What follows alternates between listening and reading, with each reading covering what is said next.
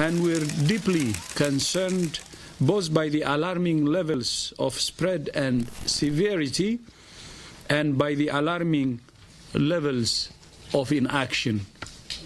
We have therefore made the assessment that COVID-19 can be characterized as a pandemic. Desde el domingo 22 de marzo a las 0 horas entra en vigencia la cuarentena total en todo el país. Deberán someterse al aislamiento social preventivo y obligatorio. Nadie puede moverse de su residencia. Todos tienen que quedarse en sus casas. Sabemos que es uno de los sacrificios más grandes que cada uno de ustedes está haciendo en estos momentos. Atención, que el Ministerio de Salud acaba de confirmar el primer caso de coronavirus en Colombia. Primer caso de coronavirus confirmado en Argentina. Este paciente habría venido de Europa. The Italian government tonight put the entire country on lockdown. We will be suspending all travel from Europe. You must stay at home. Hay que destacar que una jornada, además de histórica, ha dicho la alcaldesa Claudia López, que se encuentra totalmente satisfecha.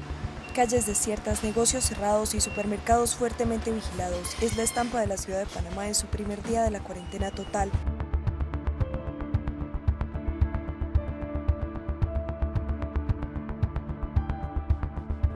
La situación en la que estamos en el mundo es muy grave y eso ya todos lo sabemos. Hemos visto las imágenes de China, hemos visto las imágenes de Italia, hemos visto las imágenes de Francia, hemos visto las imágenes de España.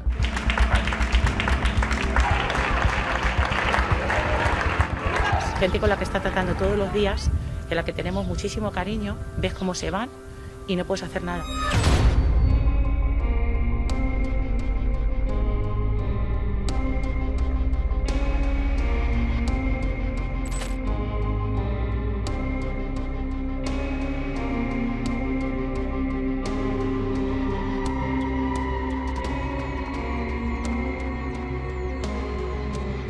La pandemia del coronavirus muestra su rostro más desgarrador en las calles de Guayaquil, en Ecuador. Hay dos señores enfermos y un viejito y mi mamá que está que se ahoga. No viene ni la ambulancia, por favor, hagan atendero. Estamos trabajando para que cada persona sea sepultado con dignidad. El Hospital Monte Sinaí de Guayaquil ha dispuesto 3 contenedores para albergar los cadáveres de fallecidos por la COVID-19.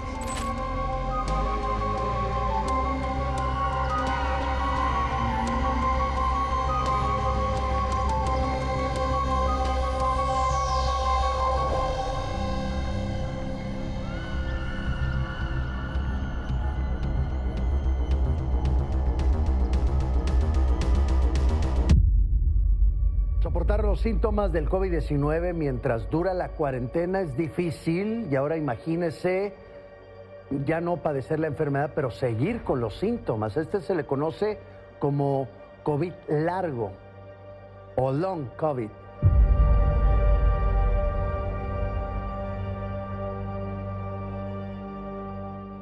El 2020 fue el año en el que el mundo se detuvo. COVID-19, el virus mortal que ha matado a casi 7 millones de personas, apareció por primera vez en la ciudad china de Wuhan en diciembre de 2019, con decenas de miles de casos reportados en el mes siguiente. El 1 de marzo, la Organización Mundial de la Salud declaró oficialmente la pandemia. La capacidad de destrucción masiva del virus más letal del siglo XXI hizo que la vida entrase en una pausa incierta. Las calles del mundo se vaciaron a medida que el brote sumaba víctimas. 4.500 millones de personas de más de 180 países se confinaron en sus casas. Gran parte de la actividad económica quedó suspendida.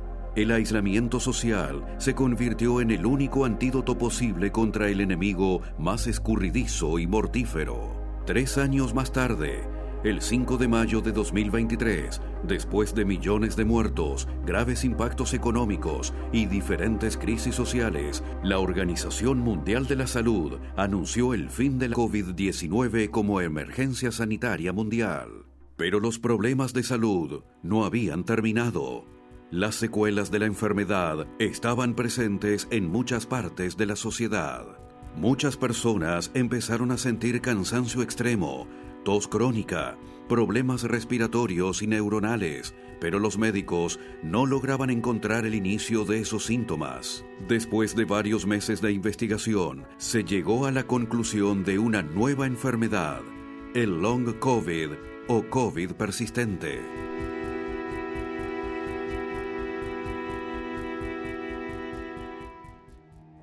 Long COVID es en verdad un conjunto de síntomas y signos que se manifiestan posterior a una exposición al virus SARS-CoV-2 y que permanecen en el tiempo sin ser justificados de otra manera. El Long COVID se diagnostica por una sospecha.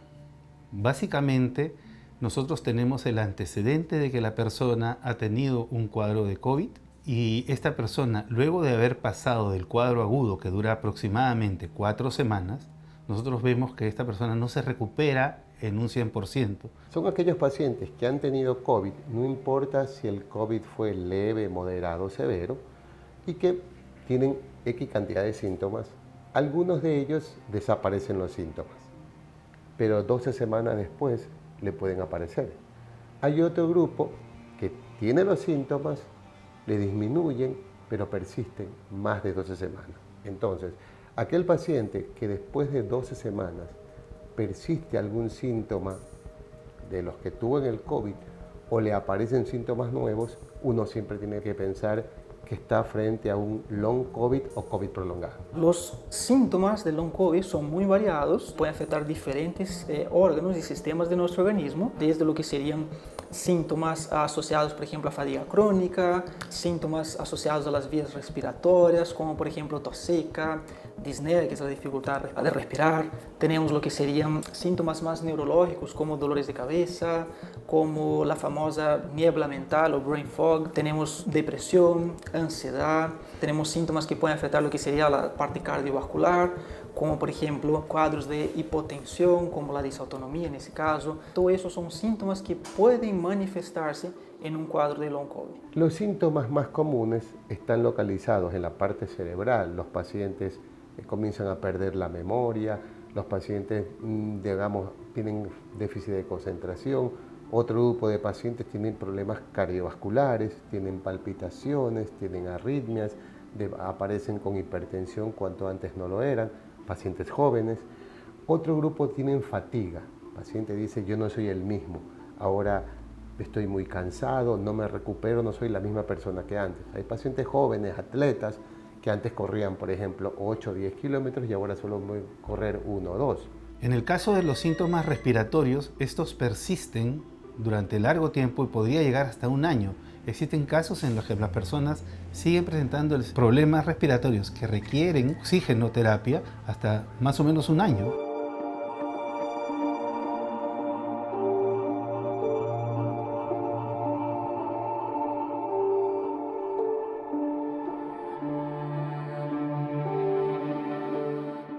El long COVID en general puede afectar a cualquier persona, independiente de la edad, independiente del sexo, pero lo que se ha visto últimamente, lo que se tiene estudiado, de hecho, es una relación un poco más estrecha entre personas que previamente a la infección por el COVID tenían algún grado de disbiosis, de desequilibrio de la microbiota intestinal, causando una permeabilidad intestinal y ya por sí tenían algún cuadro inmunológico, alguna hiperreactividad inmunológica de base. Tienen más riesgo los que no se han vacunado y aquellos que no han completado el esquema de vacunación. Se dice que hasta 50% menos riesgo tienen las personas vacunadas de hacer el long COVID, por eso es importante la vacunación. ¿Quiénes tienen más riesgo? Aquellas personas que son diabéticas, aquellas personas que tienen muchas enfermedades cardiovasculares, aquellas personas que tienen alguna inmunodeficiencia, enfermedades que ya de por sí tienen las defensas bajas. Básicamente se dice que los riesgos son mayores en las personas que han tenido cuadros severos. O sea, al parecer podría estar relacionado con la severidad del cuadro. Si yo estuve con COVID y estuve en una unidad de cuidados intensivos, probablemente el riesgo de desarrollar el long COVID es mayor que si yo tuve un cuadro muy leve. El long COVID puede producir hipertensión, puede producir diabetes, puede producir una fibrosis pulmonar, puede producir que los pacientes tengan lo que se llama una disautonomía. Entonces los pacientes hacia los cambios bruscos no pueden equilibrar su sistema cardíaco y entonces los pacientes se desmayan. Todavía se estudia su relación causal con otras enfermedades, pero sí se está viendo que hay una relación, por ejemplo, con miocarditis, fibroses pulmonares, encefalopatías, y más allá de eso tenemos una relación también muy estrecha con enfermedades autoinmunes, como la enfermedad de Hashimoto, artritis reumatoide, que vienen también desencadenadas por ese cuadro sindromático del long COVID. Una persona que está dependiendo ya de oxígeno, que tiene un problema de dependencia de oxígeno, puede ser más lábil a desarrollar cuadros neumónicos, complicaciones de cuadros respiratorios por otros gérmenes. En el caso de los pacientes que tienen problemas cardiológicos, se ha visto que las tasas de infartos se puede incrementar en este grupo de pacientes. En el caso de las personas que tienen cuadros cerebrales, por ejemplo, alteraciones en el conocimiento o en alteraciones mentales, entonces nosotros debemos de establecer si esto no va a ser permanente y requiere medicación.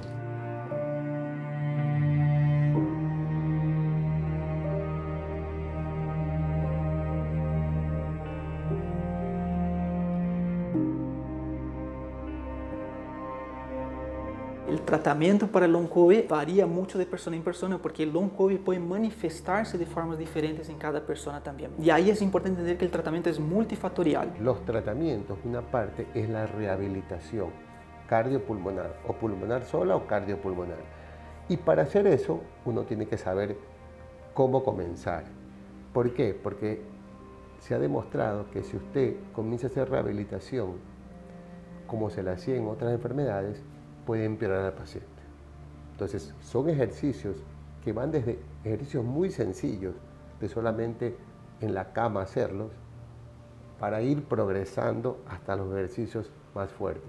Porque si comenzamos mal, lo que hacemos es que el paciente empeore mucho su enfermedad. No es solamente con medicamentos o suplementos, pero yo tengo terapias de terapia ocupacional, de rehabilitación física, de estímulo neurológico, psicoterapias, que todas son de cierta forma importantes, o incluso terapias alternativas como la ozonoterapia, como terapias endovenosas, lo que serían las exposiciones a luz infrarroja. Entonces todas son terapias que pueden ser beneficiosas a los pacientes con long COVID. Entonces si usted no lo detecta a tiempo, los pacientes tienen una enfermedad prolongada y les resta calidad de vida.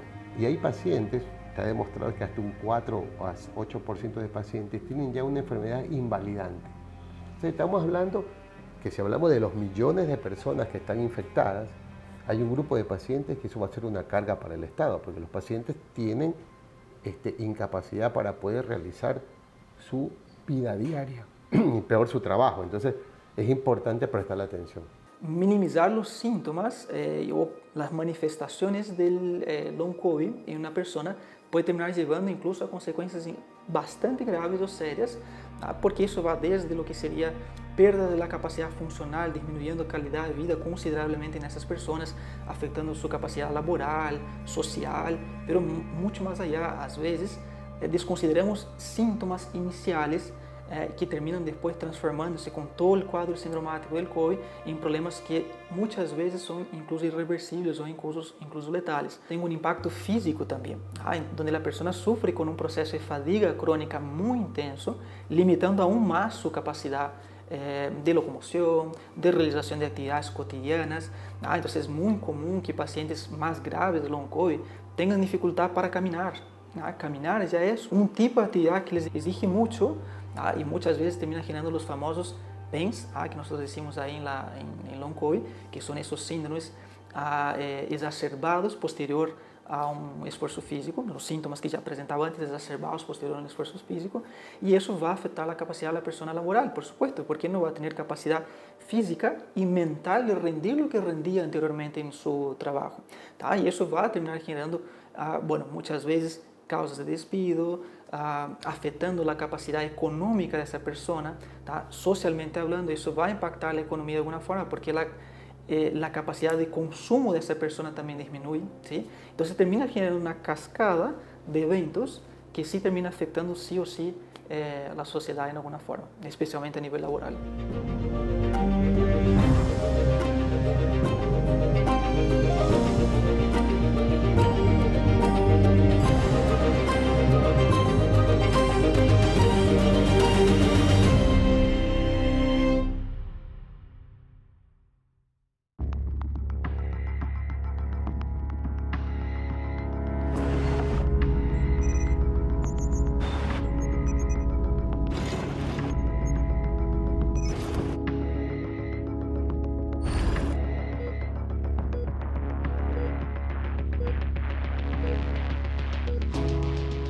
La vida de los pacientes con long COVID no es fácil.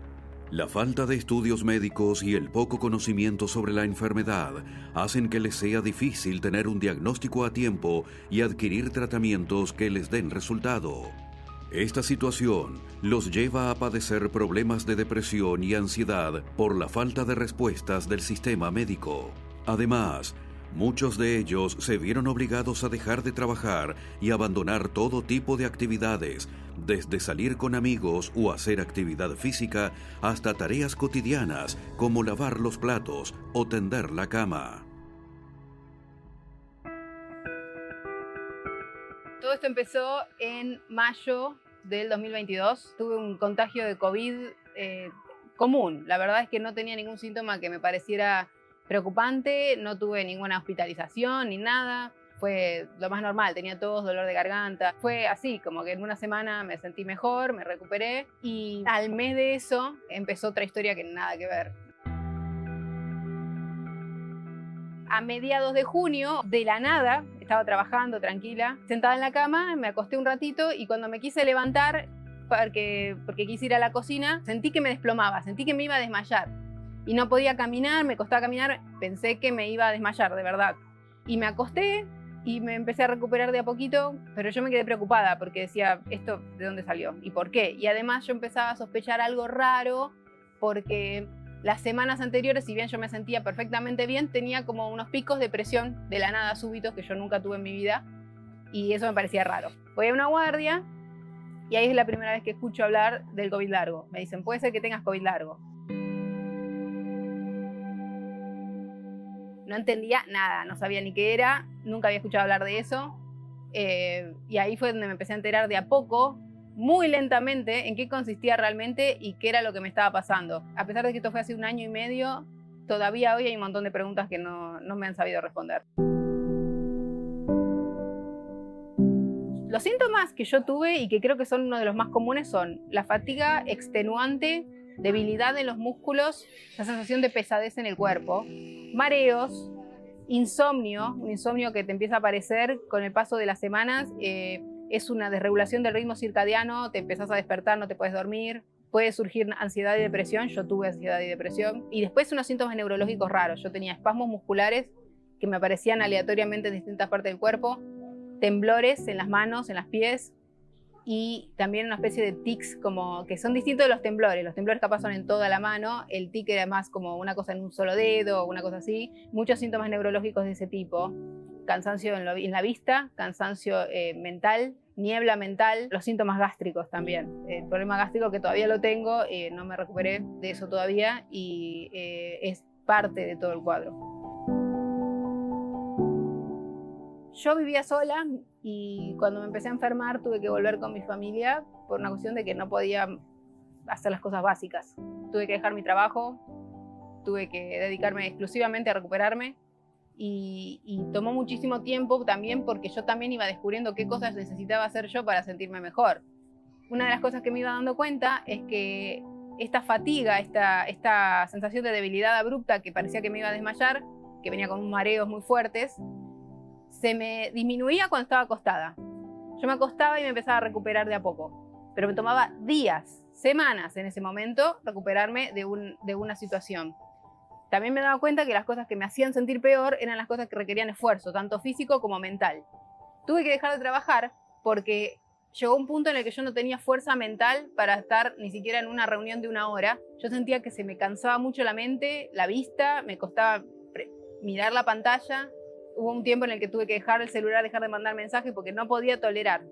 Eso es más o menos la mecánica. Es una sensación de que en el momento parece que podés, pero después de que lo hiciste, a las horas empezás a sentirte cada vez peor y peor y peor y peor, hasta que llega el punto donde te cuesta hasta incorporarte de la cama y puedes estar 1 semana así hasta reponerte de nuevo. Obviamente eso venía acompañado de mucha ansiedad y mucho miedo y nervio, porque si bien yo fui a la guardia en ese momento y me dijeron COVID largo, la realidad es que ningún médico sabía realmente lo que me estaba pasando. Cuando yo les preguntaba qué puedo hacer para sentirme mejor, lo único que me decían era descansar y esperar.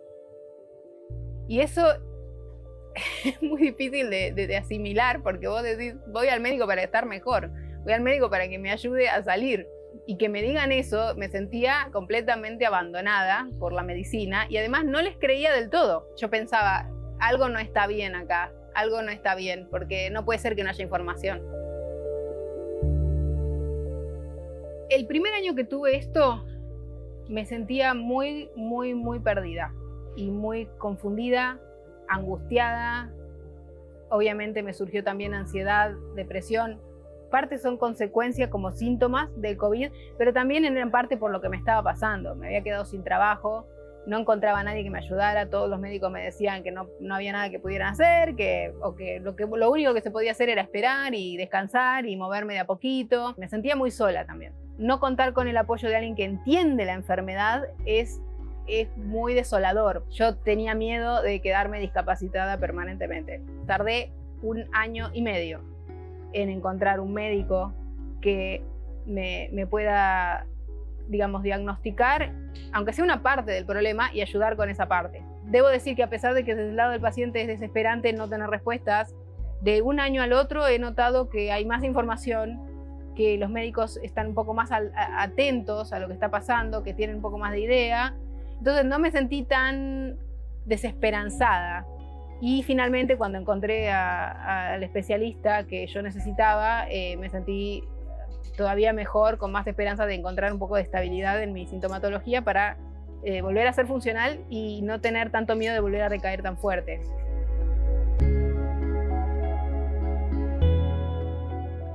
El COVID persistente en mi vida fue un cambio rotundo, en muchos casos casi de 180 grados, en las relaciones humanas, en el trabajo, en lo profesional.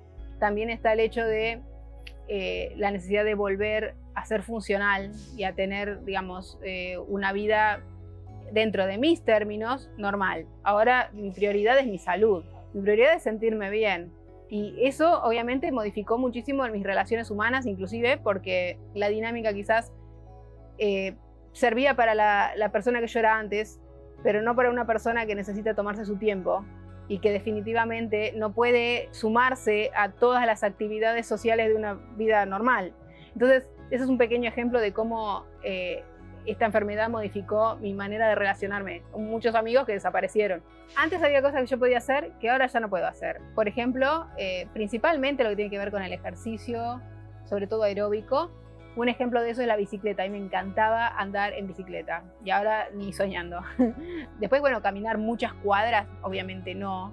Otra cosa que no puedo hacer es comer cualquier cosa que yo quiera o que me guste, porque mi sistema digestivo está en este momento todavía recuperándose y también es un factor importante en toda la sintomatología. Mi vida hoy con esta condición es una vida en la que estoy abierta a cosas nuevas y diferentes. Porque yo creo que me cambió completamente la mirada de las cosas. Las cosas que me importaban antes ya no me importan cosas nuevas. Empatizo con personas que antes no empatizaba porque no las entendía, ahora sé lo que se siente estar enfermo. Me cambió la mente en la manera de ver la vida y de ver cada momento. Disfrutar cada momento y hacer los esfuerzos por las cosas que realmente valen la pena. Entonces, definitivamente, quiero empezar un capítulo en el cual yo puedo ayudar más, en no estar tan pendiente de laburar 1.000.000 de horas solamente para ganarme el sueldo, sino poder laburar para también hacer algo por los demás. Y más que nada en este tiempo en el que hay tanta confusión con esta enfermedad y tan poco conocimiento.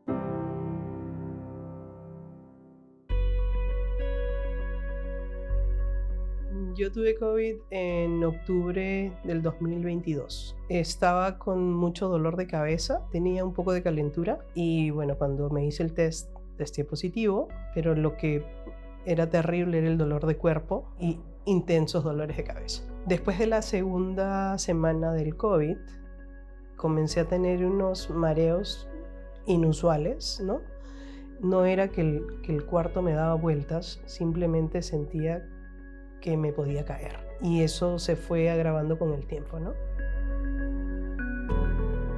En esa época, como todos los que testábamos positivo, no podías ir a ver al médico en persona. Tuve una cita virtual y el médico me dijo, bueno, tómate esta pastilla para el mareo, pero no me pasaba. No me pasaban los dolores intensos de cabeza. y en diciembre, más o menos la quincena de diciembre, se me adormeció toda la parte derecha del cuerpo. Es ahí donde me asusto y digo, no, tengo que ir a ver un médico de todas maneras porque eso no es normal. Hasta el día de hoy es una cosa intermitente, podría decirlo. Ya no es toda la parte derecha del cuerpo, porque en diciembre era desde la punta del pie hasta los pelos, ¿no? Hasta la cabeza. Entonces era una cuestión terrible. Inicialmente la tuve como por una semana, así de intensa, y luego como que venía y se iba, ¿no? Hasta ahora la tengo en, por ejemplo, la pierna derecha y en los brazos. No solamente el derecho, a veces los tengo en los dos brazos, adormecimiento de manos, al punto de no sentir mis manos. He visitado exactamente muchos médicos, entre ellos neurólogos, otorrinos, médicos generales, y todos ellos me han hecho una serie de exámenes en los cuales han tratado de descartar muchas cosas, ¿no? He estado en terapias, he estado haciendo rigurosamente todo lo que me han pedido, sin embargo nada lo ha minimizado, ¿no? Entonces es ahí cuando los médicos me dicen, es que ya no sabemos qué puede ser, o sea, todos tus análisis están saliendo normales y no encontramos ni tumor ni nada. Definitivamente esto, lo único que podemos decirte es que es una consecuencia del COVID, ¿no? Es lo que se llama un long COVID. Los médicos a este punto no saben qué hacer. Entonces, si bien es cierto, tengo que ir a chequearme con el médico, pero es prácticamente para que yo le diga cómo me siento, porque ellos no pueden hacer nada. Lógicamente todo esto tiene un impacto muy fuerte en tu vida, ¿no? Yo soy una persona súper activa, que va de aquí a allá, y mi trabajo también es súper intenso, y de la noche a la mañana esto cortó mi vida, ¿no? Me quitó la independencia. Porque necesitaba asistencia para caminar. No puedo manejar, no puedo trabajar. Esta condición ha hecho que, como perdí el balance, me cayera. Me he caído 6 veces, me he roto un diente, me he lastimado la rodilla derecha, me he golpeado obviamente en otras partes del cuerpo. Ha sido algo súper intenso, una batalla, digamos, terrible, porque más allá de que cortan tu independencia, no puedes hacer nada, ¿no? Yo vivo en un apartamento y tu movilidad es limitada. Uno de los factores, ¿no?, de esta condición era también el estrés. Y viviendo en mi apartamento, ¿no?, sin mucha movilidad y sola y esto, entonces sí tengo mi pareja, pero tiene que trabajar y todo esto, entonces estoy sola prácticamente todo el día. Entonces te deprimes, tienes ansiedad, ya no puedes trabajar, no tienes ingresos, o sea, todo es negativo. He ganado mucho peso, no podía hacer nada de lo que suelo hacer, de mis hobbies o las cosas en la casa. El simple hecho de poner ropa a la lavadora, agacharme, ya me hacía que la cabeza diese 50 vueltas y entonces te tenías que sentar, hacer ejercicios de respiración, ¿no?, para calmarte. Todo es nuevo, es algo que nunca antes has sentido y de la nada te caes, se ha paralizado tu vida, entonces pues no sabes si vas a volver a ser tú. He aprendido con todo esto que también hay que mirar las cosas desde otra perspectiva, ¿no? Y definitivamente de diciembre del 2022 a el día de hoy, definitivamente hay un avance, ¿no?, un progreso. Entonces, yo creo que siguiendo mis terapias, todo lo que he estado haciendo, pues yo estoy muy esperanzada en llegar a mi 100% nuevamente, ¿no? Digamos que estoy en camino.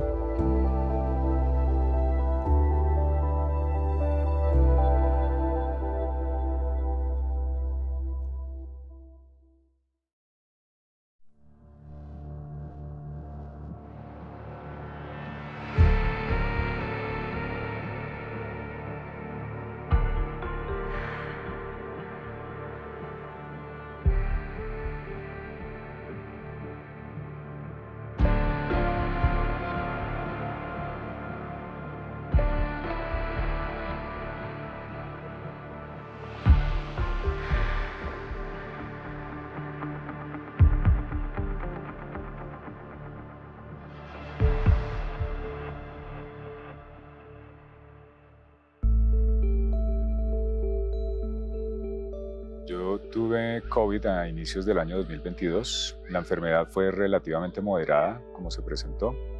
Fue una infección, diría que leve, en el sentido de que pues, desarrollé síntomas normales, que fueron pues, el dolor de cabeza, malestar general, dolor en las articulaciones, dolor de espalda, dolor en la garganta sobre todo, y bastante fiebre, sudoración nocturna, y más o menos fueron como 3 días de insomnio, pero ya empezó a normalizarse. Inicialmente, más o menos después de la infección inicial, la infección aguda, fueron 2 meses en los que me sentía relativamente bien, que venía con una recuperación bastante normal, pero más o menos a los 2 meses se empezaron a presentar una serie de síntomas que fueron un poco extraños, es decir, dolor en el tórax, comencé a sentir debilidad. Yo normalmente me desplazaba a mi trabajo en bicicleta. Tuve un momento en que literalmente tuve que bajarme de la bicicleta porque sentía mucha fatiga, debilidad en las piernas, debilidad en las extremidades. Empecé a tener episodios de migraña muy fuertes, no estaba durmiendo. Tuve unos meses muy fuertes de insomnio en los que prácticamente no pegué el ojo. Entonces, adicional a eso, pues síntomas gastrointestinales, y todo eso empezó a ir creciendo y sumándose nuevos síntomas por un periodo largo de tiempo. Después de la infección aguda, como a los 4 meses, fui a una cita con el gastroenterólogo porque empezaron unos síntomas a nivel del sistema digestivo que eran recurrentes, y lo que hice fue empezar a hacer como un tratamiento basado en los síntomas que le di y le describí al médico. Entonces él me dijo que pues tomara ciertos medicamentos y pues mejoró una parte, pero parece que eso como que hizo que otros síntomas se agudizaran mucho más. Tuvieron que pasar más o menos 15, 16 meses para que me dieran un diagnóstico de long COVID. Posterior a eso, solamente con 2 especialistas he sido tratado como paciente long COVID, pero el sistema médico en general, lo que es bastante preocupante, es que no acepta el long COVID como un diagnóstico concreto. Entonces, a nivel, por lo menos bajo mi experiencia a nivel Colombia, a nivel Bogotá, en el sistema o el seguro que yo utilizo, no han aceptado en su mayoría de los médicos, sino que dicen que sospecha, casi siempre dice en el documento sospecha de post-COVID o infección post-COVID. Pero no hay, digamos, un desarrollo o un tratamiento integral en el que se involucren especialistas para tratar a un solo paciente como long COVID. A nivel psicosocial me afectó muchísimo porque antes de eso incluso ya había perdido mi trabajo. Literalmente casi ni podía salir de casa debido a la fatiga tan fuerte que presentaba mi cuerpo, que no respondía a lo que conocemos como una vida normal. Entonces, a partir de eso pasaron más o menos 4 meses que fueron muy difíciles para mí, yo diría que un poco más, en los que literalmente estuve prisionero en mi casa porque no podía salir, no podía asistir a reuniones familiares, no podía estar con mi familia cercana. Lógicamente mi entorno social se volvió caótico. Mi día a día o mi hoy es un 60% de lo que era antes. Estoy muy agradecido porque he logrado recuperarme a través de algunas terapias alternativas, pero siento que todavía me falta un montón. No soy tan funcional como antes. Entonces, a decir verdad, he recibido tratamientos que son alternativos. He probado algunos tratamientos que no son los convencionales, que muchas veces la medicina no los acepta. En algunos casos sí, otros no, pero por ejemplo, me sometí a varias sesiones de terapia de oxígeno hiperbárico y eso me ayudó a ser un poco más funcional. Lo mismo que en el desarrollo de ciertas actividades que antes no podía hacer, las puedo hacer ahorita con ciertas dificultades. Me fatigo, tengo días que son muy pesados, tengo días, es como diría yo, como una montaña rusa. A veces estás relativamente bien, pero otra vez tienes unas caídas que pues no sabes por qué están sucediendo. Sentir temor es, creo que, una constante. El miedo es una constante, la incertidumbre es una constante en el post-COVID. El a veces sentirse solo, sentir que no tienes con quién, o no tienes un tratamiento o una retroalimentación adecuada o un diagnóstico que te ayude a ser tratado. Eso inicialmente me dio mucho miedo. Encontré que después de varios exámenes ya me dieron unas patologías muy específicas que comprometieron 2 órganos y una patología que se llama fibromialgia, 2 patologías asociadas a los pulmones y al hígado que vinieron posteriores al COVID. Entonces, eso me generó lógicamente temor de que fuera algo que siguiera creciendo, que pues no fuera tratado a tiempo. Mis consultas médicas hoy en día realmente a lo que voy es muy puntual. Tengo 2 especialistas que me han ayudado mucho en el proceso. Sin embargo, he tenido que pagar adicionalmente y endeudarme incluso para poder solicitar o estudios adicionales o tratamientos alternativos, que son bastante costosos, que me han ayudado, y todo lo que me ayude, pues a veces intento hacerlo, pero realmente sí ha sido complejo a nivel económico en el sentido de que también me ha afectado muchísimo y el impacto ha sido sustancial. Incluso me he endeudado demasiado para poder contar con un servicio médico que me ayude, que me apoye.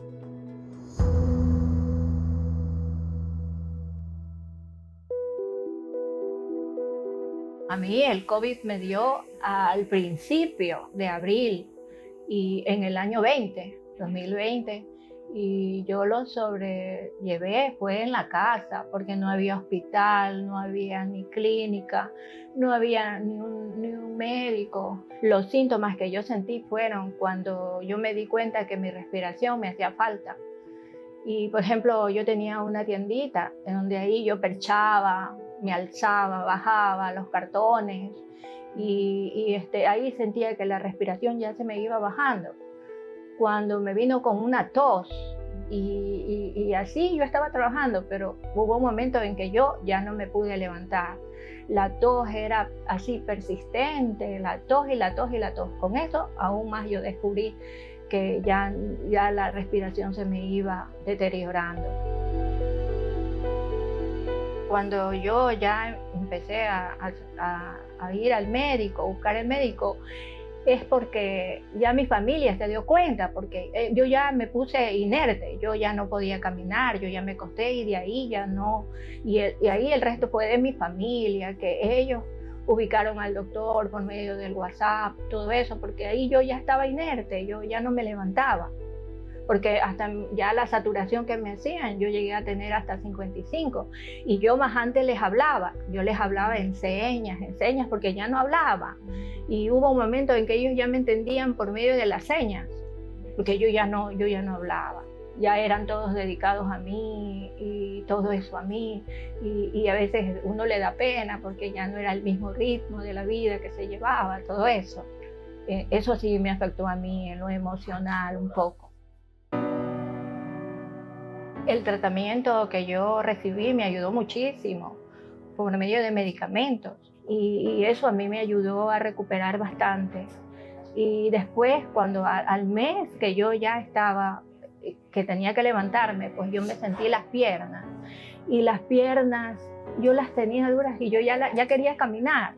Y como al mes y medio yo ya caminé, yo ya me levanté de la cama. Y ahí yo vi mi recuperación, que eran por medio de los medicamentos que yo tuve.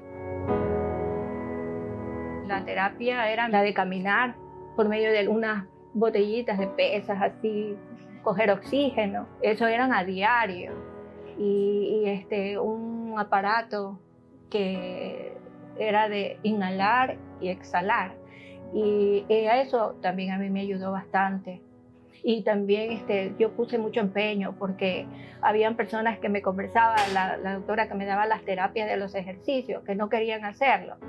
Pero eso fue lo que a mí me ayudó bastante, porque para mis terapias yo me arreglaba y hacía los ejercicios con ella, y cuando ella se iba también me decía que siga haciendo el elástico, y yo toda cosa que me mandaba el doctor yo las hacía.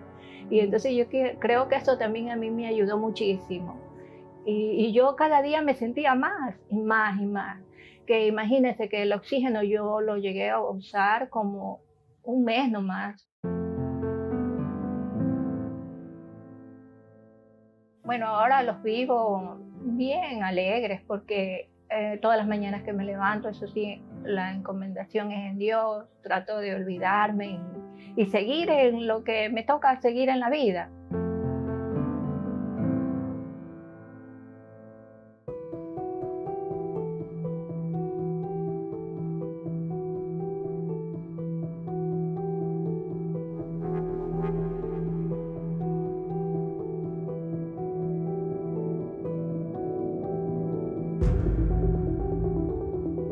El long COVID ya es reconocida como enfermedad por la Organización Mundial de la Salud, pero todavía es ignorada por muchos organismos médicos, dejando a los pacientes en una situación de vulnerabilidad. Si bien la ciencia muestra avances en investigaciones sobre el long COVID, aún falta mucho camino por recorrer.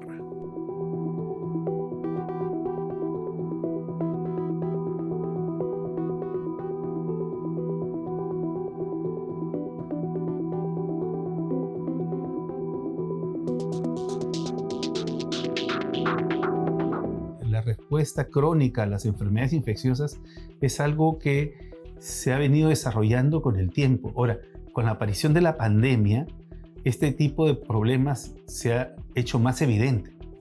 Cuando nosotros hablamos de long COVID, pensamos que es algo muy nuevo que está apareciendo con un virus nuevo. Sin embargo, este tipo de manifestaciones se ha visto también con SARS y con MERS, que eran virus que se habían presentado anteriormente. Entonces, ¿qué pasa? Estos cuadros crónicos o de inflamatorios crónicos tienen que ser más investigados por los profesionales médicos. Se están tratando los síntomas de long COVID en forma individual, es porque la verdad se está recién definiendo cuáles van a ser los tratamientos específicos. Todavía no hay unas guías exactas. Nosotros consideramos que en el 2025 probablemente tengamos ya algo más definido. Se están haciendo los estudios. Lo que uno se hace ahora es determinar cuál es el órgano afectado, para según eso utilizar algunos tratamientos.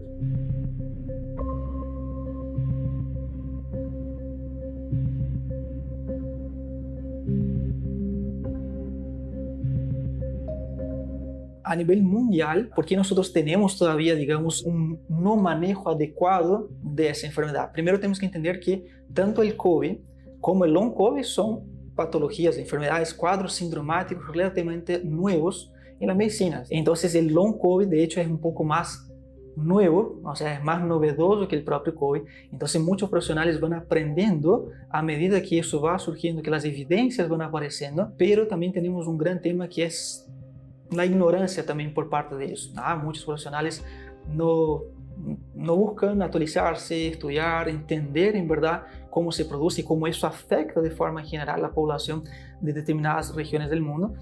Y eso sí termina impactando bastante cómo eso es manejado a nivel mundial, teniendo países como por ejemplo Inglaterra, Escocia, donde ya hay políticas sanitarias y públicas de apoyo a ese tipo de paciente, y países como la gran mayoría de los países aquí de Sudamérica que muchas veces ni siquiera reconocen eso todavía como una patología, como un síndrome importante que afecta a la población. Entonces es algo que necesita ser trabajado a nivel de profesionales de salud, es concientización, información, para que síntomas que a veces iniciales pueden ser manejados de una forma más adecuada, evitando que un cuadro pueda pasar a un estágio, digamos, más grave, y pudiera ser evitado si fuera bien atendido, bien manejado al inicio.